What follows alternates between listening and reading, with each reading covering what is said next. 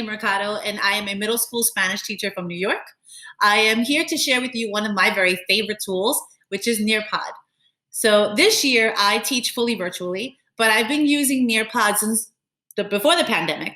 I use it in synchronous lessons. I've left it for sub work. I give it as asynchronous work. I find that it's a really versatile tool that I can do many things with. So what exactly is Nearpod? Nearpod is a tool that helps you take your presentations and make them interactive lessons. So you can take your pre-made PowerPoint or your Google Slides or your PDFs and convert them into interactive lessons for your students to do either in real time with you or to have them do on their own. I personally love to use Nearpod as an add-on in Google Slides, and I'll talk about that in a moment. But I just find it really easy. So Nearpod is this tool that you can integrate into any LMS easily, and it offers tons of activities for you to do. So here I have just a few for you. You can embed quizzes and polls. It has this great drawer feature that I use for a variety of things. You can do open-ended questions, fill in the blanks. You can take virtual field trips, which is awesome to do, with what's going on right now. There are different games that you could do, some matchings. They have this really cute game called Time to Climb, which is kind of like Kahoot, where the students have to answer questions correctly, and the student who answers the fastest correctly gets more points. And as those students get those correct answers, their little character starts to climb up a mountain. My kids love that. They think it's so cute. You can embed video clips and audio clips. So it really is just fun. So let's just get right into how I choose to use it. So I love, like I said, to use it as an add-on feature for Google Slides. I find that it's easier for me that way. You can create an entire lesson within Nearpod, but I find that the templates are a little bit limited. So I like to use Google Slides because I'm a little bit of a font snob. I like things to look a certain way. So I get to use my text giraffe and all my different colors and backgrounds and things. And then you just go to your add-ons, you open up Nearpod, and that opens up an entire menu of activities that you can create while still working in Google Slides. So like I said, a ton of different things. I'm just gonna show you a few of my favorites and how I've chosen to use them. But once you create your activities and your lessons right within Google Slides, you would just then go to save and go to Nearpod. It brings you to the Nearpod site, and then you would launch your lesson and share it with your students right from there. So what I have here, I just have a few tabs open just to make it a little bit easier. The matching game. So for this one, I just had my students, we were going over adjectives. They matched the word to the picture. Super basic.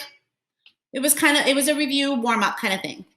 I've also used the matching to make it a little bit more difficult and challenging for my students, where they had to match. It was almost like a definition or a description and the word. So it was a lot more reading comprehension in that one. And it's also a good way for me to get my students to learn how to describe words. So really trying to help with that circumlocution, I like to use that particular tool.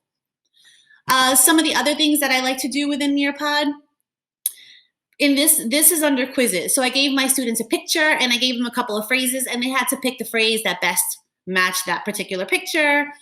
Let's see. So, and you can easily toggle between the teacher view and the student view. So what I'm showing you here is the student view. I also gave my students a reading comprehension to do within the quizzes as well. One of my other favorite things is the drawer feature.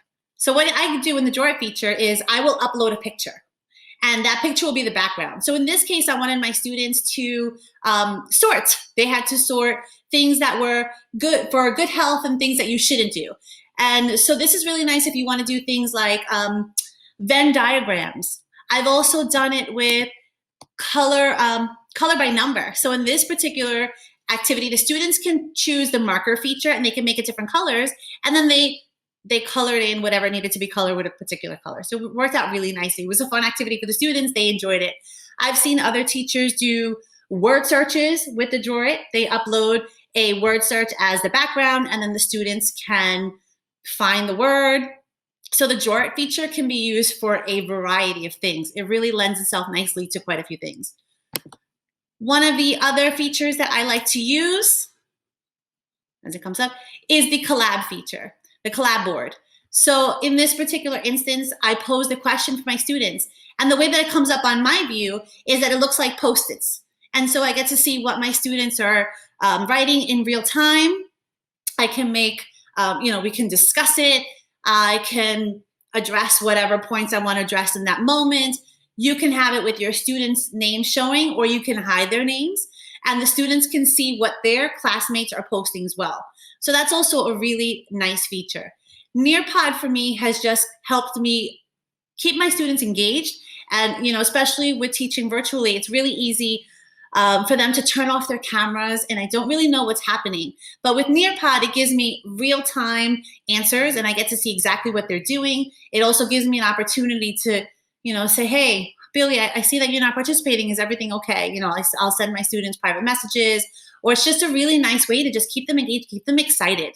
When we play the different games or we do a variety of activities, I find that my students get bored if I try to do the same activities over and over again. And for me, Nearpod is a wonderful tool to use to really mix things up. Check it out if you haven't already. I think you're really going to like it. Thank you.